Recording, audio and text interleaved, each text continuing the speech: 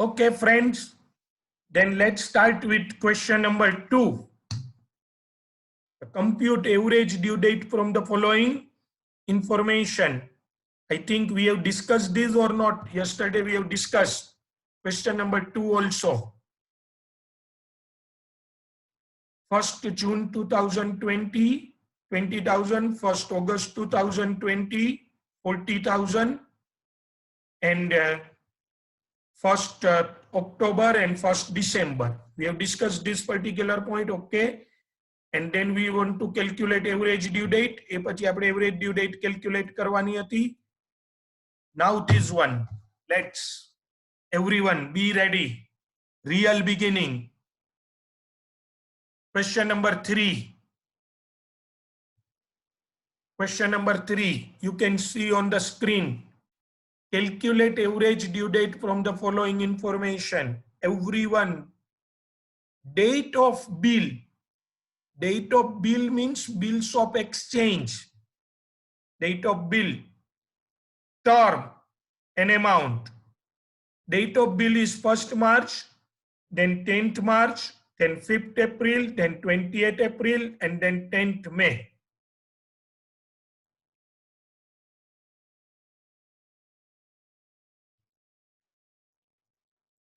Yes. Term.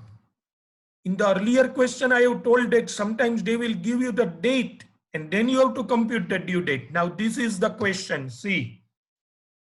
1st March તમે કોઈ goods કે કશું purchase કર્યું છે અને 2 months નો તમને time period આપ્યો છે 2 મહિના પછી તો payment ક્યારે કરવાનું આવે March to April ને April to May. Date will remain same 1st March to 1st April and 1st April to 1st May. Then 10th March 3 months. 10th March to 10th April. 10th March to 10th April. 10th April to 10th May. 10th May to 10th June. Then 5th April to 2 months, 28th April. So in this question, friends, what you have to do? You have to first of all calculate the due dates. જે કોઈ આજે જોડાણા છે એને પણ કોઈ issue નથી આમાં. Date જ કેલ્ક્યુલેટ કરવાની છે કે 1st માર્ચ થી 2 મહિના, 10th માર્ચ થી 3 months, 5th April થી 2 months, 28th April થી 1 month, and 10th May થી 2 months. And the amount is given. Now, let's go with the answer. હજી એક ક્વેશ્ચન આપણે જરા હું કરાવું છું પછી ધીરે ધીરે તમારો ટર્ન આવશે જ. Joy, please concentrate on the answer. Then I'll give you certain question is which you have to calculate.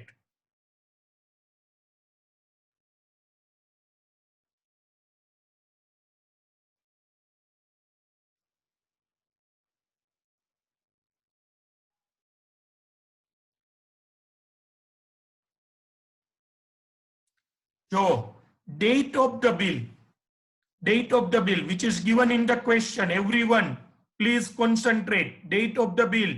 First timers પણ શાંતિથી જોવે. 1st March, 10th March, 5th April, 28th April, 10th May. Term. See, in the answer you can skip this column.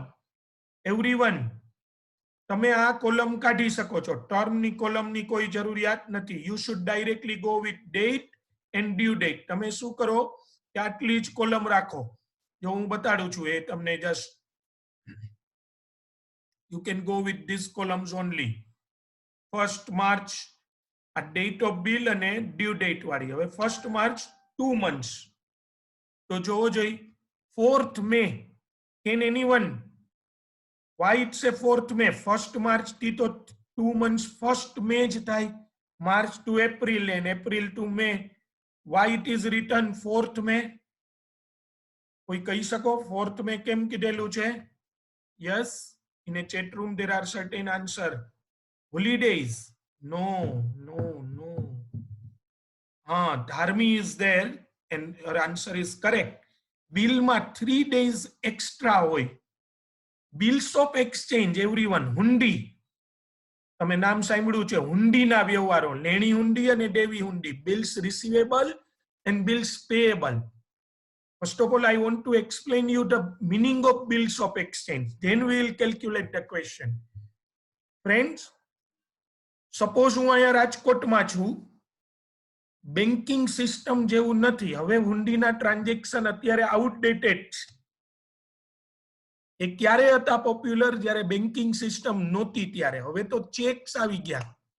હવે તમારે હુંડી એટલે કે bills ને જો સમજવું હોય ને તો ચેક સમજો એટલે બિલ્સ સમજાઈ જશે.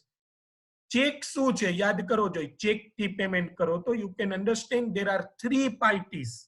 Check is A bills of exchange. યાદ રાખી લ્યો, ચેક છે ને એ બિલ્સ ઓફ એક્સચેન્જ જ છે.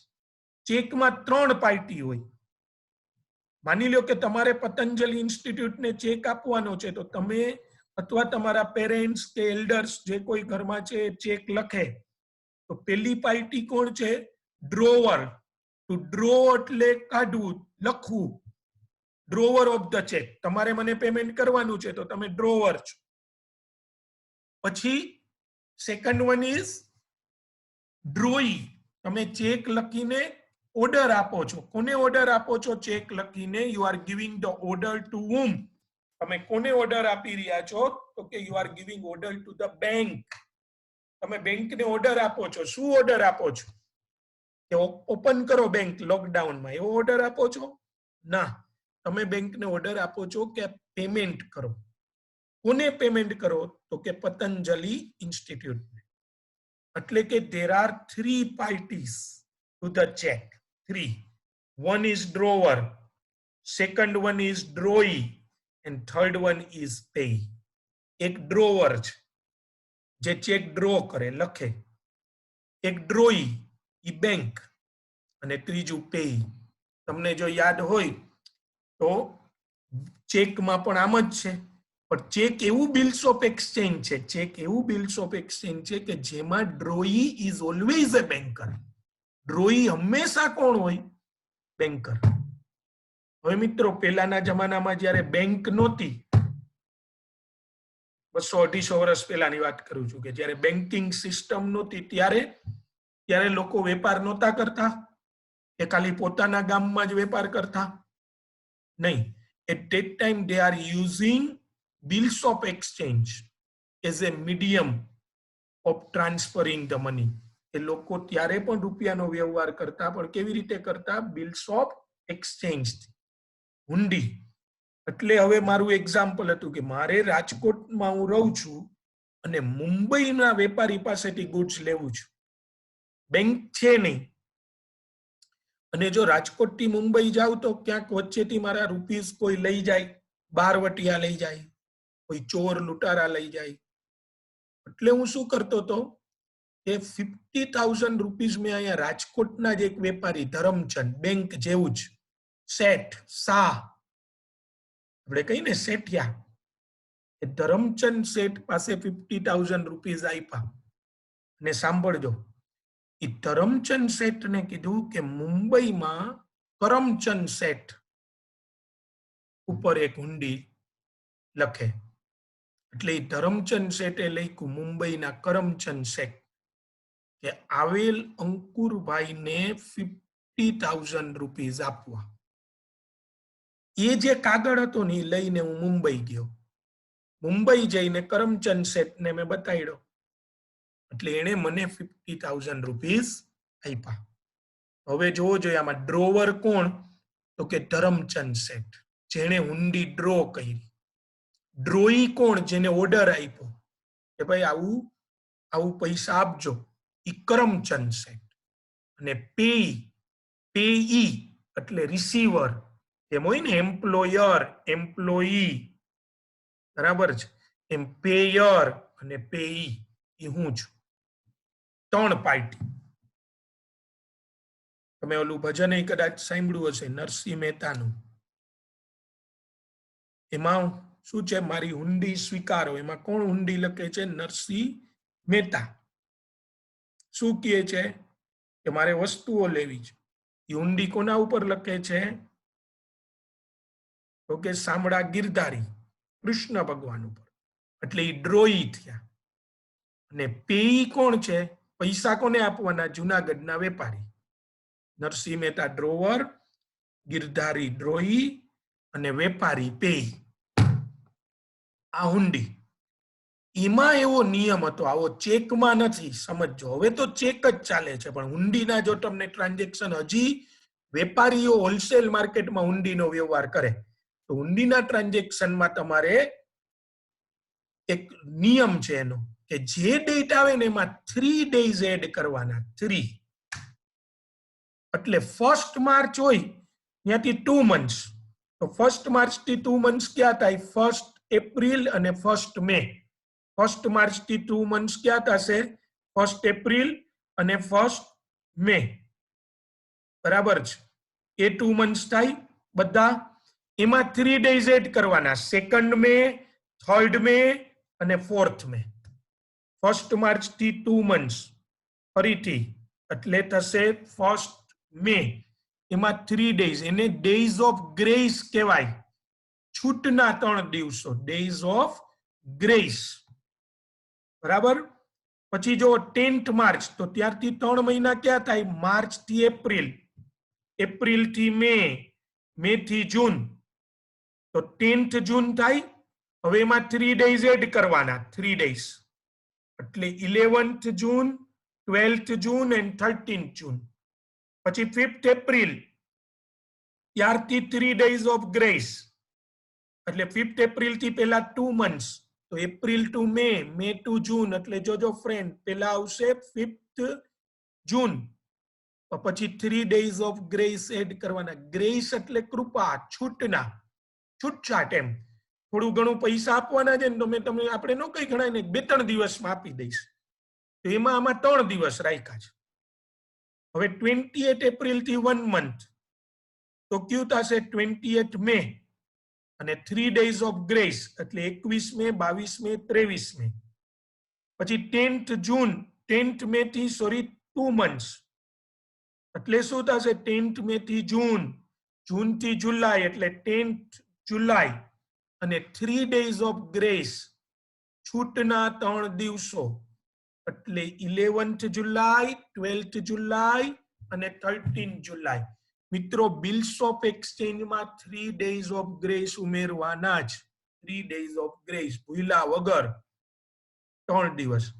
જો એ તમે જેવા કર્યા એટલે તમને ડ્યુ ડેટ મળી ગઈ એવરીવન. જો 1 મે માર્ચ હતી એની 4th મે. શું યાદ રાખશો? જે પીરિયડ છે, જો 1 માર્ચ થી 2 મંથ્સ એટલે 1 મે થાય, એમાં 3 ડેઝ એડ કરવાના એટલે 4th મે.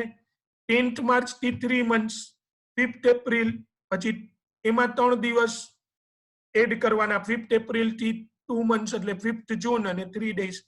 આમ કરીને તમે ડ્યુ ડેટ્સ ફાઇન્ડ આઉટ કરી. હવે સામે એમાઉન્ટ તો તમને આપેલી જ હતી. આટલું ક્લિયર? ડ્યુ ડેટ્સ અને એ બધું. હવે એમાઉન્ટ તમને આપેલી જ એવરીવન. તો હવે જો આજે મારે તમને શીખવાડવું છે કે પીરિયડ ફ્રોમ બેઝ ડેટ કઈ રીતે ગણવાનું ઇન ડેઝ. કાલે આપણે મંથ કર્યા હતા, જરા બધા એલર્ટ રહેજો. આજે ડેઝમાં શીખવું છે. તો સૌથી પહેલી ડ્યુ ડેટ, કાલે કોઈએ પ્રશ્ન પૂછ્યો હતો કે સર ડેટ લેવાની કે ડ્યુ ડેટ લેવાની? તો ડ્યુ ડેટ જ લેવાની. હવે number of days from the base date. Base date કઈ લીધેલી છે તમે? 4th May. which base date you have selected? 4th May. હવે એનો પીરિયડ ગણવાનો. તો 4th મે થી 4th મે 0 days. 4th મે થી 4th May it comes 0. A 0 days આવશે. બરાબર? પછી જો 4th મે થી 13th જૂન. now everyone, 4th મે થી 13th જૂન. આ એક આપણે શીખવું છે. તો હવે કઈ રીતે દિવસો ગણવાના? જરાક બધા રેડી. 4th મે થી 13th જૂન. જો બેઝ ડેટ હોય ને, આ યાદ રાખજો, હું 2 વાર બોલીશ. બેઝ ડેટ થી ડ્યુ ડેટ સુધીનો પીરિયડ ગોતવાનો છે, તો બેઝ ડેટ નહીં ગણવાની. You should not count base date. Base date નહીં લેવાની. એટલે 4th મે નહીં ગણવાની. તો ક્યારથી દિવસો ગણવાના? 5th મે થી. Everyone, now you have to count the days from 5th મે. તો મે માં કેટલા દિવસો હોય આખા મે મહિનામાં? તો કે 31 ડેઝ, 31 દિવસ હોય. હવે આપણે 5th મે થી 31 ડેઝ ગણવા છે, તો તમે તરત આમ ગણો 5th, 6th, 7, 8, તો કેટલું બધું લાંબુ થાય. એના કરતા શું કરાય, જો 31 ડેઝ મે ના છે ને, એમાંથી આપણે 4 દિવસ નથી લેવા, તો એ કાઢી નાખો ને. 31 - 4, તો મે ના થાય 27 ડેઝ અને જૂન ના થાય 13 ડેઝ. એવરીવન, મે ના 27 કેવી રીતે, જો હજી ફરીથી સમજાવું છું. 4th મે ડ્યુ ડેટ છે, ત્યારથી 13th જૂન. તો 4th મે નહીં ગણવાની, બેઝ ડેટ નહીં ગણવાની, બેઝ ડેટ નહીં કેલ્ક્યુલેટ કરવાની. 5th મે થી દિવસો ગણવાના. ફરીથી 5th મે થી 13th જૂન. તો મે ના દિવસો થશે 27. તમારે આંગળીના વેઢે ગણવા હોય તો પણ ગણી શકો. You can calculate at your fingertips. 13th જૂન. એના જૂનની 13મી ગણવાની, બરાબર છે. જેમ કે એના પછીનું છે 8 જૂન, તો 4th મે થી 8 જૂન. તો શું થાય, મે ના દિવસો તો સેમ જ રહેશે 27, અને 8 જૂન સુધી જવું છે તો જૂનના 8 ડેઝ. એના કેટલા દિવસો થઈ જશે? 8.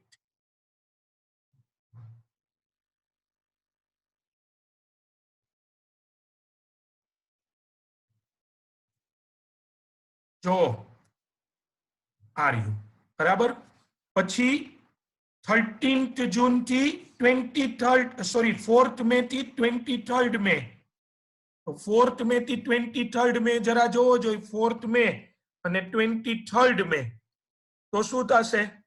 19 ડેઝ ગણી લ્યો. 5th, 6th, 7, 8, 9, 10, 11, 12, 13, 14, 15, 16, 17, 18, 19, 20, 21, 22 ને 23.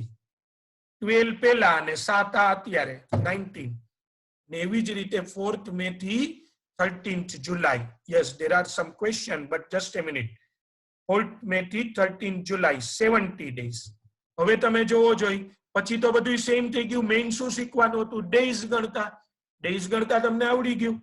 તો 4000 થી 0 આને મલ્ટીપ્લાય કર્યું. 4000 multiplied by 0, 0. 3000 multiplied by 40, 2000 multiplied by 35, 3750 multiplied by 19, અને 5000 મલ્ટીપ્લાઈડ બાય 17. આનો ટોટલ કર્યો. સો પ્રોડક્ટ આવી 6,11,250. આનો ટોટલ 17,750, એટલે કે એમાઉન્ટ નો ટોટલ કર્યો અને પ્રોડક્ટ નો ટોટલ. હવે તો ક્વેશ્ચન તમને ખબર જ છે. Base date plus days equal to total products divide by total amount. Formula યાદ હશે. બેઝ ડેટ આ રહી, જો આગળ આપી હતી ફોર્મ્યુલા તમને આ રહી. Base date plus total of product divide by total of amount. તો એ જ ફોર્મ્યુલા અહીંયા યુઝ કરી. 6,11,250 ડિવાઈડ બાય 17,750, એટલે 4th મે 2011 પ્લસ 35 ડેઝ. એટલે 4th મે માં 35 ડેઝ એડ કરવાના. 4th મે માં 35 ડેઝ એડ કરવાના. સો it comes 8 જૂન. એટલે તમારી જે ડેટ આવશે એ 8 જૂન આવશે. So this is all about when calculation is as per the days. હું એકવાર ફરીથી રિપીટ કરું છું, બરાબર છે. જો સૌથી પહેલા શું કરવાનું છે? ડેટ ઓફ બિલ આપી હતી ને એના જે પીરિયડ હોય 1st માર્ચ થી 2 months, એટલે March to April, April to May. એમાં 3 ડેઝ એડ કરવાના, એટલે 4th મે. પછી 10th માર્ચના 13th. એ રીતે આખું કેલ્ક્યુલેટ ડ્યુ ડેટ્સ કરવાની. પછી કોઈ પણ એક ડેટ ને બેઝ ડેટ ગણી લેવાની. કોઈ પણ એક ડેટ ને બેઝ ડેટ, અને પછી પીરિયડ ફ્રોમ બેઝ ડેટ લેવાનું. Period from base date. એમાં બેઝ ડેટ નહીં ગણવાની, પણ જે ડ્યુ ડેટ છે એટલે 13 જૂન લેવાની, પણ 4th મે નહીં લેવાની. એવું હશે તો આપણે પ્રેક્ટિસ હમણાં કરીએ ઈ બે દિવસોની. એ કેલ્ક્યુલેટ કરી નાખો. પછી એમાઉન્ટ સાથે ડેઝ ને મલ્ટીપ્લાય કરો એટલે પ્રોડક્ટ મળે. તમારો જવાબ થઈ ગયો total of product divide by total of amount. ઈ જે ડેઝ આવે ઈ ડેઝ તમારે ક્યાં એડ કરી નાખવાના તો કે ડેઝ છે એ તમારે બેઝ ડેટમાં એડ કરવાના એટલે તમને જવાબ મળી જાય. હવે આ મીટિંગમાં 1 જ મિનિટની વાર છે. તમારી ઘણી બધી ક્વેરીઝ છે હું જોઈ લઉં છું. આપણે નવી મીટિંગ એવું હશે તો ચાલુ કરીશું. યસ હા આ એક ક્વેશ્ચન છે એ ઝડપથી કહી દઉં છું. Okay we are going to meet in new meeting please. અચ્છા જોઈન થાવ બધા.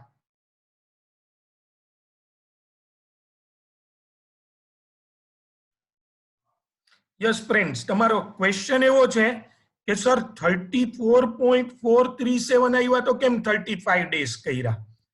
ફ્રેન્ડ એમાં રૂલ એવો છે આનો આન્સર છે ને બેઝિકલી આવી રીતે બતાડવાનો 34.435 is equal to 35 days. 34.435 is equal to 35 days. Even you can go with 34 days. તમે 34 days પણ લઈ શકો.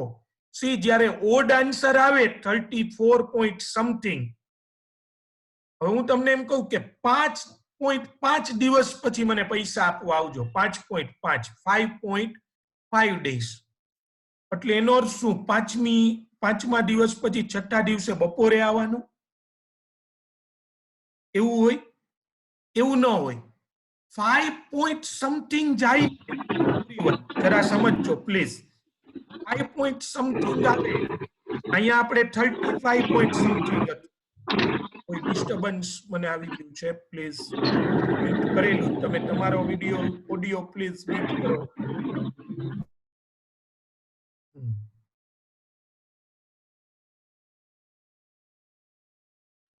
35.01 હોય ને 35.01 કે 34.01 હોય, લેટ્સ ટેક ઇટ 34.01, તોય એડવાઇઝેબલ 35 ડેઝ લઈ લેવું. કારણ કે એકવાર તમે થોડું પણ મોડું થાય, માની લ્યો કે તમારે બેંકમાં 25 તારીખે ઇન્ટરેસ્ટ દેવાનું હતું, લાસ્ટ ડેટ હતી 25th ઇન્સ્ટોલમેન્ટ દેવાનો હતો, તમે 25th ના ન આવ્યા ને 26th ના મોર્નિંગ ના 10 o'clock ઉભા રહી ગયા બેંકે, તો તમે બેંકને એવું ન કહી શકો કે હવે થોડુંક અડધી 1 કલાકનું જ વ્યાજ લેજો. Once you have lost the date, now you should go with the full interest. એટલે એડવાઇઝેબલ એવું કહેવાય કે 34 point સમથિંગ હોય ને 34.01 હોય તો પણ, ઓર અધરવાઇઝ નિયરર નો કન્સેપ્ટ લેવાય. ઘણીવાર તમારો જવાબ બીજા કોકમાં એવું આવશે કે 34.25 આપ્યા હશે ને તો એને 34 કર્યું હશે અને તમે 35 કર્યું હોય. તમે કહો સર તો તમે બુકમાં જે કીધું અને આ બંને આન્સર અમારા તો અલગ આવે છે.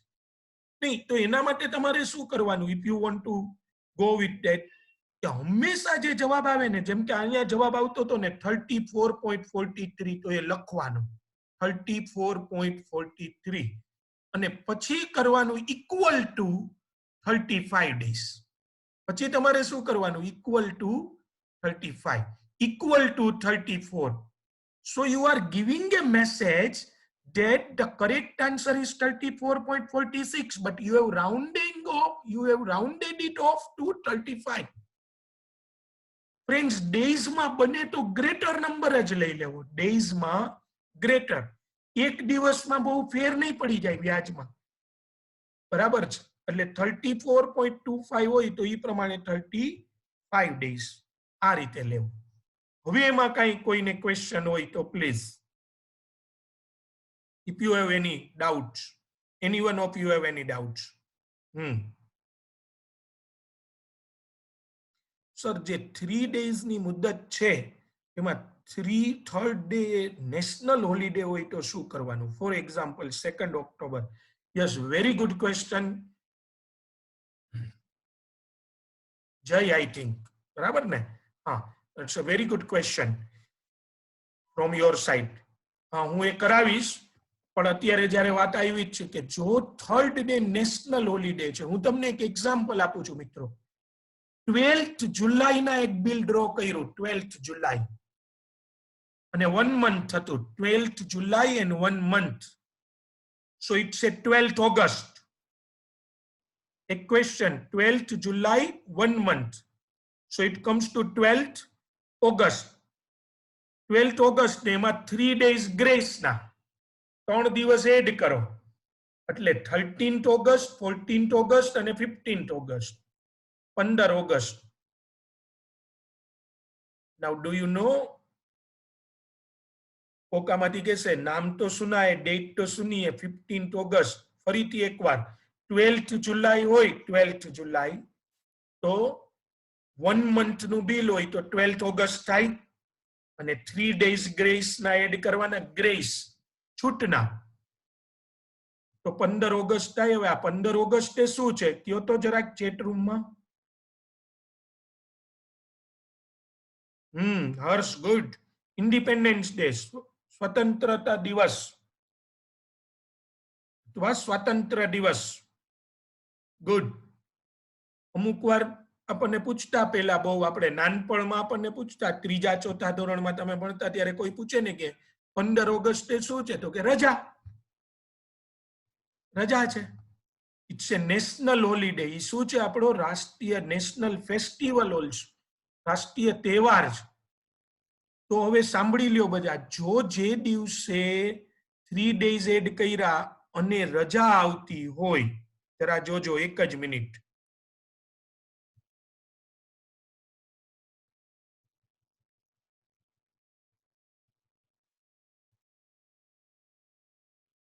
આ જો સ્ક્રીન ઉપર please. If the due date, cursor જરા જોજો, due date is a public holiday, 15th August, then immediate preceding working day should be taken. Immediate એટલે તરત જ, preceding એટલે આગલો ને working એટલે જે ચાલુ દિવસ હોય ઈ. એટલે 15 ઓગસ્ટ ની તરત આગલો દિવસ કયો થાય? 14th August. લઈ લેવાનું. ક્યારે? ફરીથી એકવાર 12 જુલાઈ હતું, 1 મહિનો, 1 month એટલે 12th August થયું. 12th August થયું એમાં 3 days એડ કર્યા એટલે 15th August થયું. 15 ઓગસ્ટે જનગણમન પબ્લિક હોલિડે એટલે 14th August. પણ મિત્રો 14th August સન્ડે હોય તો 15th August મંડે તો તમે ઇમિડિયેટ પ્રિસીડિંગ લઈ લીધો. 14th August સન્ડે હોય તો સન્ડે પણ પબ્લિક હોલિડે જ છે તો 13th August લેવાની. 13th. ઓકે, તો તમારે જવાનું 13th August ના દિવસ. ગુડ. એટલે સમજાણું મિસ્ટર કામદાર કે if there is a due date is a public holiday, પણ ક્યારેક એવું બને કે due date is a sudden holiday. Friends, sudden holiday, emergency holiday, Janata curfew, natural ક્લેમિટીઝ છે અથવા તો સ્ટ્રાઇક છે, સ્ટ્રાઇક, તો શું કરવાનું? કોઈ કહી શકો ચેટ રૂમમાં આવીને?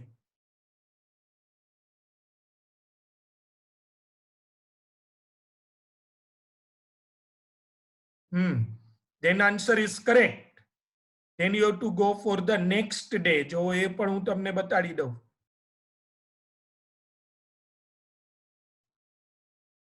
Now see it is, if the due date is a sudden holiday, due date is a sudden holiday, then the immediate succeeding, succeeding એટલે પછીનું, preceding એટલે પહેલાનું, બરાબર છે ને? succeeding એટલે પછીનું. Friday is the succeeding day of Thursday and Wednesday is the preceding day of Thursday. તો તમારે પછીનો દિવસ, કારણ કે ત્યારે ખબર ન હોય ને. હવે માની લ્યો એક એક્ઝામ્પલ કે 5th March ના એક બિલ હતું, 5th March, 1 month, તો 5th April થાય. 5th April માં 3 days grace ના એડ કરો એટલે 6th April, 7th April ને 8th April. પણ 8th April લોકડાઉન હતું તો તમારે શું કરવાનું? Immediate succeeding working day. 8th April તો રજા જ ગવર્મેન્ટે કહી દીધી. તો એના પછીનો જે વર્કિંગ ડે હોય ને એ દિવસ, 8 પછીનો વર્કિંગ ડે 9th. હવે 9th ના પાછો સન્ડે હતો, સન્ડે તો હોલિડે જ છે, તો 10th immediate succeeding working day લેવાનું. બરાબર છે? તો આ ક્લિયર. હવે હું જરા આને ક્લોઝ કરું છું ને આપણે ચેટ રૂમમાં જરા જઈએ. So let's again understand this question number 3.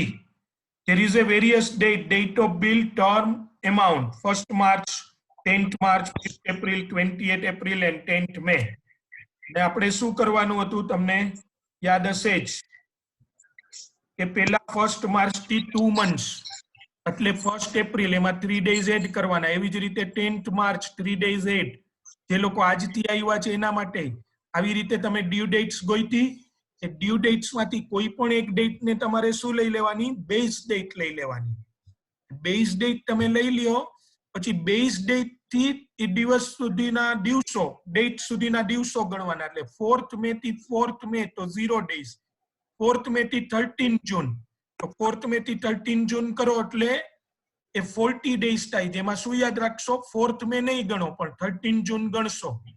એવી રીતે 8th June, 23rd ને એવી જ રીતે 13th July. આના દિવસો ગણ્યા પછી એને અમાઉન્ટ સાથે મલ્ટીપ્લાય કરવાની એટલે પ્રોડક્ટ આવે. ઈ પ્રોડક્ટ નો ટોટલ કરવાનો ને અમાઉન્ટ નો ટોટલ કરવાનો. Base date plus sum of product divide by sum of amount કરવાનું.